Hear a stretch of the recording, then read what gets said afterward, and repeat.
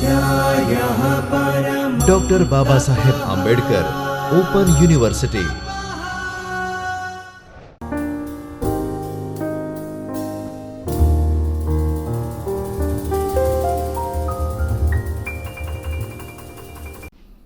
નમસ્કાર. Doctor Baba Saheb Ambedkar open યુનિવર્સિટીના જ્યોતિર્મય પરિસરના ચૈતન્ય સ્ટુડિયોમાં હું doctor Priyanki Vyas, associate professor, library and information science department તરફથી આપ સર્વનું હાર્દિક સ્વાગત કરું છું. મિત્રો, આજે આપણે masters in library and information સાયન્સના વિદ્યાર્થીઓ માટે elective subject MLIE 102 research methodology, જેનો બ્લોક નંબર 1 રિસર્ચ મેથડ્સ અને એનો યુનિટ 1 રિસર્ચ પદ્ધતિઓ, રિસર્ચ એટલે શું, વોટ ઇઝ રિસર્ચ, એના વિશે વિશેષમાં અભ્યાસ કરીશું. મિત્રો, ગયા લેક્ચર્સની અંદર આપણે સંશોધન વિશે વાત કરી હતી કે સંશોધન કેવી રીતે થયું શરૂ, અથવા સંશોધનની ઉત્પત્તિ કેવી રીતે થઈ, અથવા કોને આપણે શોધ કહીએ છીએ, શોધ એટલે શું, આ દરેક બાબતને આપણે સમજવાનો પ્રયત્ન કર્યો હતો. મિત્રો, એના અર્થને એટલે કે ડિસ્કવરી, ઇન્વેન્શન અને રિસર્ચ, આ 3 શબ્દના અર્થને આપણે સમજ્યા. પછી રિસર્ચના અર્થમાં રિસર્ચ એટલે શું, કે એ કોઈ પણ પ્રકારની સમસ્યાનો ઉકેલ લાવે એને આપણે શોધ કહીએ છીએ. એ બાબતને આપણે સમજ્યા હતા. ત્યારબાદ આપણે સંશોધનની વ્યાખ્યા વિશે વાત કરી હતી. મિત્રો, ક્લિફોર્ડ વુડીએ જે સંશોધનની વ્યાખ્યા આપી છે તેને આપણે જોઈ હતી કે જે સમસ્યાનું નિર્ધારણ અથવા પુનઃનિર્ધારણ, પરિકલ્પનાની રચના તથા એક કરતાં વધુ સૂચનો આપવા અને સમસ્યા સાથે સંકળાયેલા ડેટાને એકત્રિત કરીને તેને એ ગોઠવવો અને પછી તેનું મૂલ્યાંકન કરવું, ઉપયોગી ન હોય એવા ડેટાને દૂર કરવો અને તેનું કન્ક્લુઝન આવી હોય એને પૂર્વાનુમાન સાથે સરખાવવું, તે રિસર્ચ તરીકે એટલે કે સંશોધન તરીકે ઓળખાય છે. એવું આપણને ક્લિફોર્ડ વુડીએ કહેલું. ત્યારબાદ આપણે રિસર્ચ શબ્દનો અર્થ સમજ્યા, વોટ ઇઝ રિસર્ચ, અને રિસર્ચના સ્પેલિંગના જે આલ્ફાબેટ છે એ શું કહેવા માંગે છે, એ આલ્ફાબેટના અર્થમાં જ આખો સંશોધનનો અર્થ સમજાવવામાં આવે છે. પછી આપણે બીજી અનેક વ્યાખ્યાઓ સંશોધન વિશે છે તેને આપણે આગળ જોઈએ. PM કુક, જેમને આપણને 1979માં research is an honesty, executive, intelligent, searching for facts and their meaning and implication with reference to a given a problem, આવી વ્યાખ્યા આપી. એટલે કે એનો અર્થ એવો થાય છે કે કોઈ એક સમસ્યાના સંદર્ભમાં હકીકતો અને તેના અર્થો કે તેની ઉપયોગિતા માટેની પ્રામાણિક, ઊંડાણપૂર્વક અને બૌદ્ધિક તપાસ એટલે સંશોધન. જ્યારે JB વેસ્ટ એણે આપણને રિસર્ચ એટલે શું 1993માં રિસર્ચની વ્યાખ્યા આપી છે. એમાં કહે છે કે research is considered to be more formal, systematic, intensive process of carrying on the scientific method of analysis. એટલે કે સંશોધન એ નિયમબદ્ધ, વ્યવસ્થિત રીતે વૈજ્ઞાનિક પદ્ધતિથી પૃથક્કરણ કરતી સઘન અને વ્યવસ્થિત પ્રક્રિયા છે. આને સંશોધન કહેવામાં આવે છે. તો કુક અને JB વેસ્ટે આપણને સંશોધન એટલે શું તે સમજાવ્યું. હવે આ જે વ્યાખ્યાઓ આપણે સમજ્યા એ વ્યાખ્યાના આધારે જોઈએ તો સંશોધન એ વૈજ્ઞાનિક રીતે સમસ્યાનો ઉકેલ રજૂ કરવા માટેનું આયોજનપૂર્વકનું માળખું છે.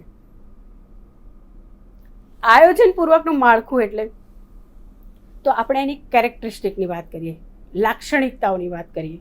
કઈ લાક્ષણિકતાઓ હોય તો આપણે સંશોધનને સરળતાથી સમજાવી શકીએ અથવા સંશોધન કરી શકીએ. તો સૌ પહેલું સંશોધન સમસ્યાની આસપાસ કેન્દ્રિત થયેલું હોવું જોઈએ. બીજું છે સંશોધનમાં તમારું કંઈક મૌલિક હોવું જોઈએ, કોપી પેસ્ટ ના હોવું જોઈએ, ક્યાંકથી લીધું અહીંયા મૂક્યું એવું ના હોવું જોઈએ. તમે જે સમજ્યા છો, તમે જે એનું અર્થઘટન કર્યું છે, તમને જે સમજ પડે છે એ તમે તમારી ભાષામાં એમાં લખો અને રજૂ કરો તેવું હોવું જોઈએ. નવું જાણવાની જિજ્ઞાસા અને ઝંખના કેટલી છે તે જાણવું ખૂબ જરૂરી હોય છે. કંઈક નવું જે છે, સંશોધનનો અર્થ અગાઉ સમજાવે તેમ કે જે છે એમાં નવું સંશોધન કરવું, પુનઃ શોધવું, એને સંશોધન કરીએ છીએ. તો જે નવું જાણવાની આપણને જે જિજ્ઞાસા છે, ઝંખના છે, એ કેટલા હદની હોવી જોઈએ અને કેટલું જાણવું છે એ બાબતને પણ આપણે આમાં એની લાક્ષણિકતામાં જોઈ રહ્યા છીએ. ત્યારબાદ છે સંશોધન એ ખુલ્લા વિચારોથી થવું જોઈએ. એટલે કોઈના પર બાયસ, કોઈ શબ્દ કે કોઈ અર્થ કે કોઈ સમાજ કે કોઈ રીતે, કોઈ સબ્જેક્ટ કોઈ રીતે બાયસ ન હોવો જોઈએ, ખુલ્લા વિચારોનું હોવું જોઈએ. સંશોધન એ જે તે વિષયને કેન્દ્રમાં રાખીને થવું જોઈએ. ત્યારબાદ સંશોધનને લગતા નિયમોનું પાલન થવું જોઈએ. કાર્ય અને કારણનો પ્રકાર અને સંબંધો ચકાસવા જોઈએ. ત્યારબાદ સંશોધન એ ચોક્કસ માપદંડો પર આધારિત હોવું જોઈએ અને સંશોધન એ ચોક્કસ પ્રકારની ટેકનિક ધરાવતું હોવું જોઈએ. તો આ થઈ સંશોધનની લાક્ષણિકતાઓ. હવે શું કામ સંશોધન? Purpose of research. રિસર્ચ શું કામ કરવું? તો નવા જ્ઞાન તથા નવા તથ્યોની શોધ માટે, નવા વિચારોની શોધ માટે રિસર્ચ કરવું જોઈએ. ત્યારબાદ જે નવું જ્ઞાન મેળવાય તેને સ્થાપિત કરવા માટે, જે સિદ્ધાંત નવો શોધ્યો, જે નવી વસ્તુ શોધી એને સ્થાપિત કરવા માટે સંશોધન કરવું જોઈએ. માનવ જીવનમાં આવતી નવી સમસ્યાઓ, અવનવી સમસ્યાઓ, રોજે રોજ કંઈ નવું આવે ને જેમ નવું જ્ઞાન ઉત્પન્ન થાય એમ એની સાથે સાથે નવી સમસ્યાઓ પણ ઉત્પન્ન થતી હોય છે. તો એ સમસ્યાઓના ઉકેલ માટે આપણે રિસર્ચ કરવું જોઈએ. ભવિષ્યમાં જો કોઈ આવનારી સમસ્યાઓ હોય તો એને શોધવી અને તેનો ઉકેલ મેળવવો. જેમ કે લાઇબ્રેરીમાં આપણને વિદ્યાર્થીઓ આવે છે અને આપણે એમને જે સેવાઓ આપીએ છીએ એ સેવામાં અત્યારે સમસ્યા આવે છે તો એ સમસ્યાના હલપૂર્વક એનો હલ કેવી રીતે કાઢવો, એનો ઉકેલ કેવી રીતે શોધવો અને કંઈક આપણે નવી સેવા આપીએ એને આપણે સંશોધન કર્યું કહેવાય. એવા પ્રકારનું સંશોધન થવું જોઈએ. આખી આપણી લાઇબ્રેરી છે એને ડિજિટાઇઝેશન કરી દો અને પછી વિદ્યાર્થીઓ સુધી આને પહોંચાડો. એક પુસ્તક એમને જે જોઈતું હોય એ એમને એમના હાથમાં મળી શકે એવા પ્રકારની કોઈ સંશોધન કરી અને એ સમસ્યાને ઉકેલ લાવી આપણે એને પણ આપણે એવા પ્રકારના ઉકેલ માટે આપણે રિસર્ચ કરવું જોઈએ. ત્યારબાદ છે જ્ઞાન ભંડારમાં વૃદ્ધિ કરવી. આપણો જે જ્ઞાન છે, આપણા જે વિચારો છે, આપણી જે બુદ્ધિ છે, આપણને જે સમજણ છે એ સમજણમાં વધારો કરવા પણ આપણે રિસર્ચ કરવું જોઈએ. ત્યારબાદ લોકોને સામાજિક અને આર્થિક વિકાસ કરવા માટે પણ રિસર્ચ કરવું જોઈએ. જેમ ટેકનોલોજીની બાબત આપણે અગાઉ બહુ ચર્ચા કરી હતી કે ટેકનોલોજી આવવાના કારણે અથવા તો આદિમાનવ જે રીતે જીવતા હતા અને અત્યારે આપણે લોકો જે રીતે જીવીએ છીએ એ બંને વચ્ચે જે સમસ્યાઓ બધી આવી અને એના ઉકેલ આવતા ગયા અને એ ઉકેલના દ્વારા આપણે અત્યારે આજે સરળતાથી બધું આપણું જીવન જીવી રહ્યા છીએ, એવા પ્રકારના રિસર્ચને પણ આપણે એવા પ્રકારના રિસર્ચના હેતુના કારણે પણ આપણે રિસર્ચ કરવું જોઈએ. એટલે પર્પઝ આપણો આવા પ્રકારનો હોવો જોઈએ. ત્યારબાદ બેનિફિટ ઓફ રિસર્ચ. આપણે રિસર્ચ કરીએ એનો આપણને બેનિફિટ શું, ફાયદો શું? તો સંશોધન દ્વારા કોઈ વિષયનો ગહન અભ્યાસ કરી શકાય. જે તે વિષયમાં થતા જ્ઞાનના વધારાને બૌદ્ધિક જગતમાં માન્યતા પ્રાપ્ત થાય છે. સંશોધનના કારણે સમાજમાં અરસપરસ સમજદારી એટલે કે સમન્વયમાં પણ વધારો થાય છે. સંશોધન ઉપલબ્ધ જ્ઞાનનો મહત્તમ ઉપયોગ કરવાનો અવસર પ્રદાન કરે છે. અને છેલ્લે સંશોધન એ સંશોધકોમાં વિશિષ્ટ પ્રકારની અભિરુચિ, યોગ્યતા, યોગ્ય દક્ષતા વગેરે વિકસિત કરવાનો પણ એમાં આપણને ફાયદો મળે છે. મિત્રો, આપણી પાસે જે જ્ઞાન છે એ જ્ઞાનમાં વધારે સારી રીતે જે આપણે વસ્તુને સમજ્યા છે ને વધારે સારી રીતે સમજવા માટે પણ આપણે આવા પ્રકારના રિસર્ચનો ઉપયોગ કરતા હોય છે ને એનો આપણને બેનિફિટ મળતો હોય છે.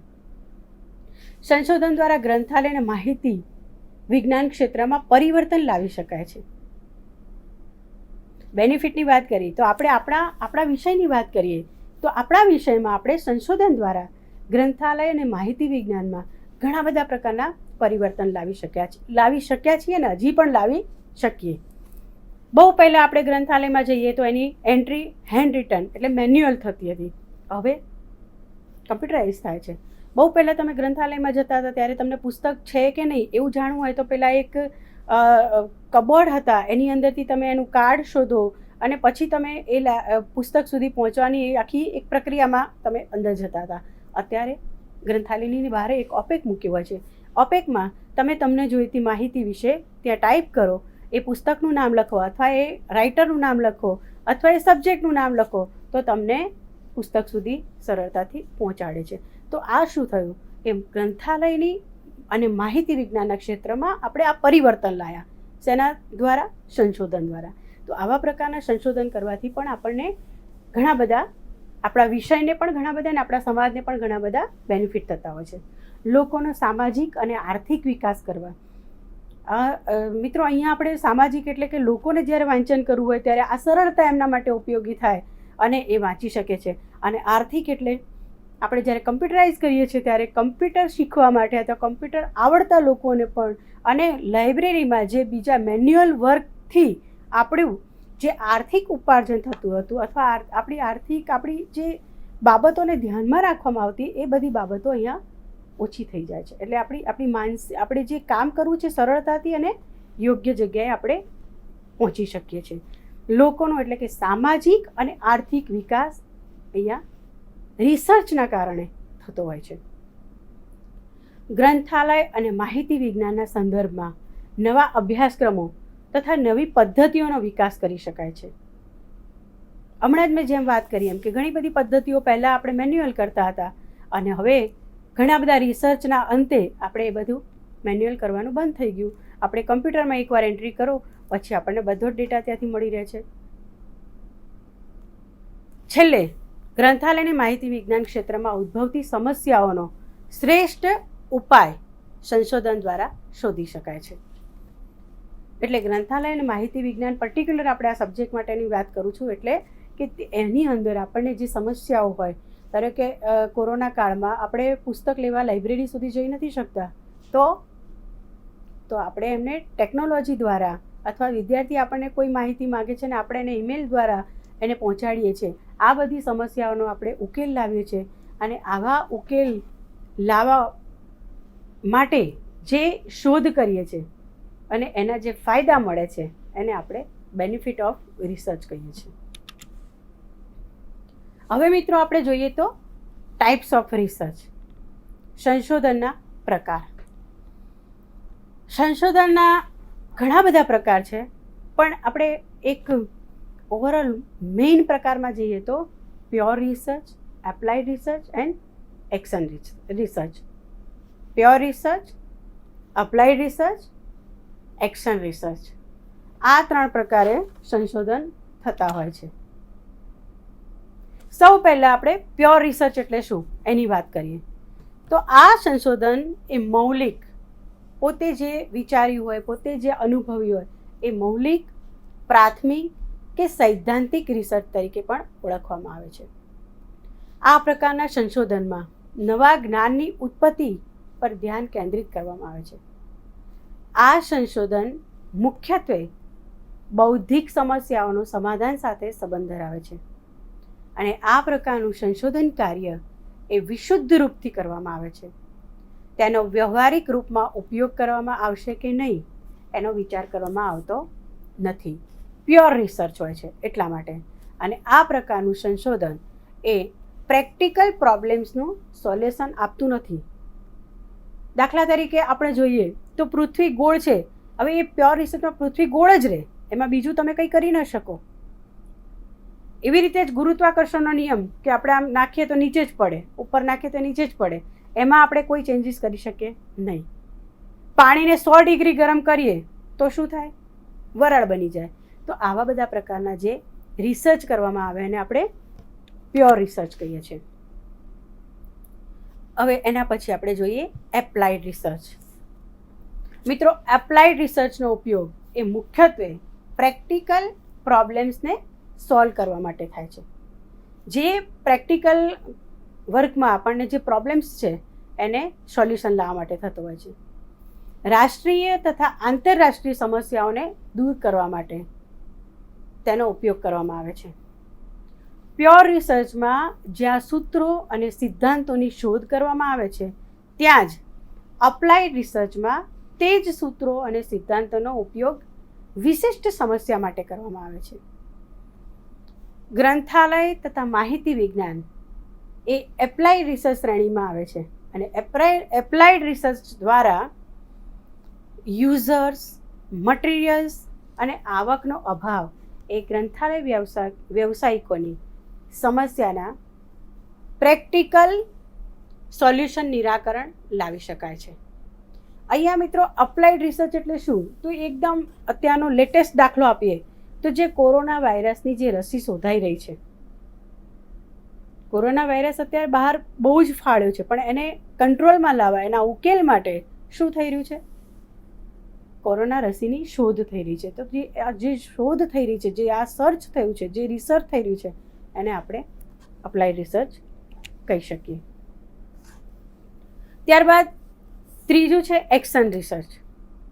તો આ એક્શન રિસર્ચ એ એક એકેડેમિક રિસર્ચ છે અને આ પ્રકારના સંશોધન દ્વારા વિશિષ્ટ શૈક્ષણિક વર્ગની સમસ્યાઓનું શૈક્ષણિક સમાધાન લાવી શકાય છે. આ માધ્યમ દ્વારા ગ્રંથાલય તથા માહિતી વિજ્ઞાન ક્ષેત્રમાં ગ્રંથાલયો, માહિતી કેન્દ્રો, ડોક્યુમેન્ટ સેન્ટર વગેરેમાં ઉપસ્થિત થતી વિશિષ્ટ સમસ્યાઓનું નિરાકરણ લાવી શકાય છે. દાખલા તરીકે ગ્રંથાલયમાં આપણે ડિજિટલાઇઝેશન થયું છે કે કેમ, તો આ એક એક્શન રિસર્ચ થયું. અથવા તો પુસ્તકની સિક્યુરિટીની બાબતમાં શું થઈ શકે અથવા શું થાય છે, તો આ એક એક્શન રિસર્ચ થયું. તો આવા પ્રકારના રિસર્ચને આપણે એક્શન રિસર્ચને આપણે એક એકેડેમિક રિસર્ચ પણ કહીએ છીએ. હવે મિત્રો, આ જે 3 પ્રકાર જોયા એના જેવા ઘણા બધા રિસર્ચના પ્રકાર છે અને એ પ્રકારની ઘણા બધા રિસર્ચના પ્રકાર છે. તો એમાં આપણે થોડાક ડિટેલમાં જોવા જઈએ તો સંશોધનના પ્રકારને આપણે બીજા જે પ્રકાર છે એને એક સાથે જોઈએ તો આપણને વધારે ખ્યાલ આવશે. જેમ કે ડિસ્ક્રિપ્ટિવ એન્ડ એનાલિટિકલ રિસર્ચ એટલે કે વિવરણાત્મક અને વિશ્લેષણાત્મક સંશોધન. બીજું છે અપ્લાઇડ એન્ડ ફંડામેન્ટલ રિસર્ચ, પ્રયોજિત અને મૂળભૂત સંશોધન. ત્રીજું છે ક્વોન્ટિટીઝ એન્ડ ક્વોલિટેટિવ રિસર્ચ એટલે કે જથ્થાત્મક અને ગુણાત્મક સંશોધન. અને છેલ્લું છે કન્સેપ્ચ્યુઅલ એન્ડ ઇમ્પિરિકલ રિસર્ચ એટલે કે વૈચારિક અને પ્રયોગમૂલક સંશોધન. તો આ બધા પ્રકારના સંશોધન એવા છે કે તમે એ સંશોધનને સાથે સાથે જુઓ તો બંનેના તમને ક્રાઇટેરિયા ખબર પડશે કે આ સંશોધનમાં શું હોય ને આ સંશોધનમાં શું હોય. એટલે ડિસ્ક્રિપ્ટિવ અને એનાલિટિકલ રિસર્ચ, વિવરણાત્મક શું હોય અને વિશ્લેષણાત્મક શું હોય, એ સંશોધનને આપણે કેવી રીતે જુદા પાડી શકીએ એ બાબતને આપણે સમજી શકીએ. તો સૌ પહેલું આપણે જોઈએ કે ડિસ્ક્રિપ્ટિવ એન્ડ એનાલિટિકલ રિસર્ચ. મિત્રો, આ વર્તમાન સમયમાં આપણે જે પરિસ્થિતિમાં રહેલ છે તેનું વિવરણ કરવાનું હોય અને આવા પ્રકારના સોશિયલ સાયન્સના સંદર્ભમાં એક્સપોઝડ ફેક્ટર ટર્મનો ઉપયોગ થાય છે અને આ પદ્ધતિની મુખ્ય લાક્ષણિકતા એ નિયંત્રણ છે. પરંતુ એ માત્ર શું થઈ રહ્યું છે અથવા શું થઈ ગયું છે એનો અહેવાલ પૂરો પાડે છે અને મોટાભાગના પ્રોજેક્ટ એ ડિસ્ક્રિપ્ટિવ સ્ટડીમાં ઉપયોગ થતો હોય છે, જેમાં જુદી જુદી બાબતોનો તપાસવાનો અભિગમ હોય છે. એટલે જે વર્તમાન પરિસ્થિતિમાં જે કામ થતું હોય અને એને તમે વિવરણાત્મક, એને આખું ડિટેલમાં સમજાવવાનો પ્રયત્ન કરો અને ડિટેલમાં એને લખો. એની લાક્ષણિકતાઓને એની પદ્ધતિઓને પ્રમાણે એની લાક્ષણિકતાઓમાં નિયંત્રણ રાખી અને એને વિવરણાત્મક એટલે વધારે અલાબરેટ કરીને તમે લખી શકો એને ડિસ્ક્રિપ્ટિવ કહેવાય. જ્યારે એનાલિટિકલ એટલે કોઈ પણ વસ્તુનું વિશ્લેષણાત્મક થાય, એટલે એનું વિશ્લેષણ કરવામાં આવે. કોઈ ઉપલબ્ધ માહિતી અથવા તથ્યોનો ઉપયોગ હોય અને એને વિશ્લેષણ કરવા માટે કરવામાં આવે, એને જેના કારણે તેનું વિવેચનાત્મક વિશ્લેષણ કરી શકાય, એને આપણે એનાલિટિકલ રિસર્ચ કહીએ છીએ. ઘણી વખત તમે કોઈ બુક હોય ને એ બુકનું વિવેચનાત્મક કે આ બુક એવું કહે છે પણ હું એને આવું સમજું છું, અથવા એનું વિવેચન આવા 5-7 ઓથરે એનું આવું વિવેચન કર્યું છે, એનું આવું વિશ્લેષણ કર્યું છે, અને એને આપણે આપણા અભ્યાસક્રમ એટલે કે આપણા રિસર્ચમાં લઈએ, એને આપણે એનાલિટિકલ રિસર્ચ કહીએ છીએ. હવે બીજો મુદ્દો જોઈએ તો એપ્લાઇડ એન્ડ ફંડામેન્ટલ રિસર્ચ એટલે કે પ્રાયોજિત અને મૂળભૂત સંશોધન. મિત્રો, અપ્લાઇડ રિસર્ચ એટલે કોઈ પણ વસ્તુને અપ્લાઇડ કરવા માટે. અપ્લાઇડ રિસર્ચમાં શું આવે કે સમાજમાં કે ઉદ્યોગ ધંધાના સંગઠનમાં કોઈ ચોક્કસ પ્રકારની સમસ્યાનું સમાધાન શોધવાનો હેતુ ધરાવે. જ્યારે ફંડામેન્ટલ રિસર્ચ એ કોઈક સિદ્ધાંતો અથવા પદ્ધતિની રચનાના સંશોધનના મળેલા પરિણામોને સામાન્યીકરણને પરિણામે સિદ્ધાંતો રચવા અથવા સિદ્ધાંતો ચર્ચવાનો મુખ્ય હેતુ સાથે સંકળાયેલો છે. કુદરતી ઘટનાઓ, કુદરતી બાબતો અથવા કુદરતી પરિબળોને તપાસવાના પરિબળોને આપણે ફંડામેન્ટલ રિસર્ચ સાથે સંકળાયેલા હોય છે, અને ફંડામેન્ટલ રિસર્ચમાં આપણે એને જોડી શકીએ છીએ. અથવા તો એના જેવી બાબતો એ પ્યોર મેથેમેટિક રિસર્ચ સાથે સંબંધ ધરાવે છે. જ્યારે મૂળભૂત સંશોધન એ કોઈ ચોક્કસ સામાજિક, આર્થિક અથવા તો ધંધાકીય સમસ્યાના સંદર્ભ તપાસાય તો એ એપ્લાઇડ રિસર્ચ કહેવાય છે. એટલે મૂળભૂત સંશોધન અને પ્રાયોજિત સંશોધન, એપ્લાઇડ એન્ડ ફંડામેન્ટલ રિસર્ચનો આ એક મુખ્ય મુદ્દો છે, એટલે મુખ્ય બાબત છે જેને આપણે અહીંયા ડિસ્કસ કરી. હવે ત્રીજી બાબત જોઈએ તો ક્વોન્ટિટીઝ એન્ડ ક્વોલિટેટિવ રિસર્ચ. મિત્રો, અહીંયા ક્વોન્ટિટી એટલે જથ્થાત્મક અને ક્વોલિટેટિવ એટલે ગુણાત્મક. તો જથ્થાત્મક સંશોધન અને ગુણાત્મક સંશોધન, આ બંને બાબતને આપણે સમજવા માટે કોઈ ચોક્કસ લાક્ષણિકતાના જથ્થાત્મક માપન સાથે જે સંકળાયેલું હોય અને કોઈ પણ ઘટકો કે લાક્ષણિકતાના જથ્થામાં માપી શકાય એવા સંશોધન એ જથ્થાત્મક અથવા તો એને ગણનાક્ષમ સંશોધન પણ કહી શકાય. જ્યારે ગુણાત્મક એટલે કે ક્વોલિટેટિવ રિસર્ચ એ મૂલ્યાત્મક તપાસ સાથે સંકળાયેલા હોય, એના મૂલ્યોની ચકાસણી થયેલી હોય, અને અમુક સંજોગોમાં આવા પ્રકારની ગુણાત્મક બાબતોનું માપન એ જટિલ અથવા તો અશક્ય બને છે. દાખલા તરીકે માનવીય વર્તણૂકો એના કારણો પર અભ્યાસ કરવામાં આગળ વધતા જોઈએ ત્યારે માનવીય વર્તણૂકો એ વિવિધ પાસાઓ સાથે શા માટે અસ્તિત્વમાં આવે છે એ તપાસવું એ જટિલ અથવા મુશ્કેલ મુશ્કેલ છે, અને એ વ્યક્તિના ભૂતકાળના અનુભવના સંદર્ભે પણ ઉપરોક્ત બાબત જોવા મળે છે, અને એ બાબતને આપણે વેલિડ હોવાના કારણે તેને ચોક્કસ માપન શક્ય નથી હોતું. એટલે ક્વોન્ટિટિવ એન્ડ ક્વોલિટેટિવ, જથ્થાત્મક અને ગુણાત્મક સંશોધનને આપણે આ રીતે સમજી શકીએ છીએ. છેલ્લું છે કન્સેપ્ચ્યુઅલ અને ઇમ્પિરિકલ રિસર્ચ, વૈચારિક અને પ્રયોગમૂલક સંશોધન. કન્સેપ્ચ્યુઅલ એટલે કે કોઈ એબ્સ્ટ્રેક્ટ આઈડિયા સાથે સંકળાયેલો છે, કોઈ ફિલોસોફર દ્વારા નવી અથવા ઉપલબ્ધ વિભાવનાઓનું પુનઃ અર્થઘટન કરવા મદદરૂપ છે. જ્યારે ઇમ્પિરિકલ રિસર્ચ એ અનુભવ સાથે સંકળાયેલો છે, અને ઇમ્પિરિકલ રિસર્ચમાં કોઈ થિયરિકલ બેઝ નથી. સામાન્ય રીતે ઇમ્પિરિકલ રિસર્ચ એ ડેટાબેઝ પર આધારિત છે, અને તેના પરિણામો એ ઓબ્ઝર્વેશન અથવા એક્સપેરિમેન્ટથી તપાસાય છે. એટલે જ તેને આપણે ઘણી વખત એક્સપેરિમેન્ટલ રિસર્ચ પણ કહીએ છીએ. આ રિસર્ચમાં વર્કિંગ હાઇપોથિસિસ જાતે તૈયાર કરવું પડે છે. ત્યાર પછી તે ઉત્કલ્પના, પૂર્વાનુમાનો સંદર્ભમાં હકીકતોને મેળવે છે અને તેને પ્રૂવ અથવા ડિસઅપ્રૂવ કરે છે. એટલે આ કન્સેપ્ચ્યુઅલ અને ઇમ્પેરિકલ રિસર્ચની બાબતને આપણે જોઈ.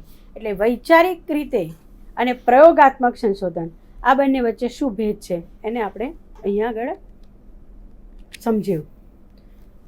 મિત્રો, આના પછી આપણને કે need of research in library and information science, આ બધા આપણે 3 પ્રકારના મેઇન રિસર્ચને જોયા. પ્યોર રિસર્ચ, એપ્લાઇડ રિસર્ચ અને એક્શન રિસર્ચ. એના પછી આપણે સાથે બધા રિસર્ચને સમજવાનો પ્રયત્ન કર્યો. ગુણાત્મક એટલે કે ક્વોલિટેટિવ એન્ડ ક્વોન્ટિટેટિવ રિસર્ચ, આ બધાને સમજ્યા. તો આ બધાની જરૂરિયાત શું, તો નીડ શું? તો need of research in library સાયન્સમાં આપણે જોઈએ તો સંશોધન દ્વારા ગ્રંથાલયને માહિતી વિજ્ઞાન ક્ષેત્રમાં માળખાગત રચના શક્ય બની શકે અને ગ્રંથાલયને માહિતી કેન્દ્રોના એડમિનિસ્ટ્રેટિવ કાર્યોમાં સુધાર અથવા તો સમસ્યાઓ અને નિરાકરણ માટે આ સંશોધન આવશ્યક છે. ગ્રંથાલય અને માહિતી વિજ્ઞાનના વ્યવસાયિકોને નવી ટેકનિકથી અવગત કરાવવા આ સંશોધન આવશ્યક છે.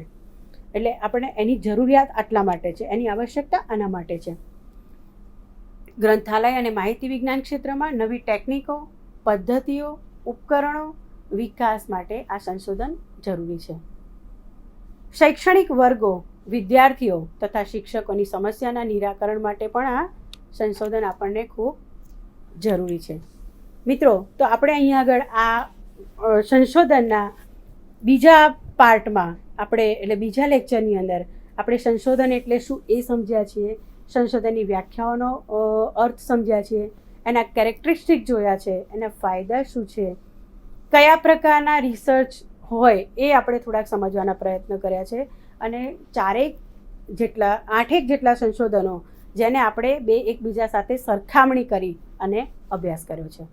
અને છેલ્લે આપણે આની આવશ્યકતા શું, આપણા ગ્રંથાલય અને માહિતી વિજ્ઞાનમાં આવા પ્રકારના સંશોધનની આવશ્યકતા શું છે અને કેમ આપણે આવા પ્રકારના સંશોધન કરવા જોઈએ એ બાબતને આપણે જોવાનો પ્રયત્ન કર્યો છે. મિત્રો, આ અભ્યાસક્રમ એટલે કે આ યુનિટના અંતે તમને પરીક્ષાલક્ષી સંશોધનના પ્રકારો શું એવો ક્વેશ્ચન આવી શકે અથવા સંશોધનની વ્યાખ્યાઓ સમજાવો અને સંશોધનને ટૂંકમાં સમજાવો આવો પણ પ્રશ્નો આવી શકે છે. અને ઘણી બધી જગ્યાએ MCQsમાં ક્વોલિટેટિવ રિસર્ચ એટલે શું અથવા આને ક્વોલિટેટિવ રિસર્ચ કહી શકીએ કે નહીં, આવા બધા પ્રશ્નો પણ તમને પરીક્ષાલક્ષી જોઈ શકાય અને પરીક્ષાલક્ષી ઉપયોગી બની શકે છે. તો ફરીથી મળીશું નવા વિષય સાથે. આજ માટે ખૂબ ખૂબ આભાર. નમસ્કાર. स्वाध्यायः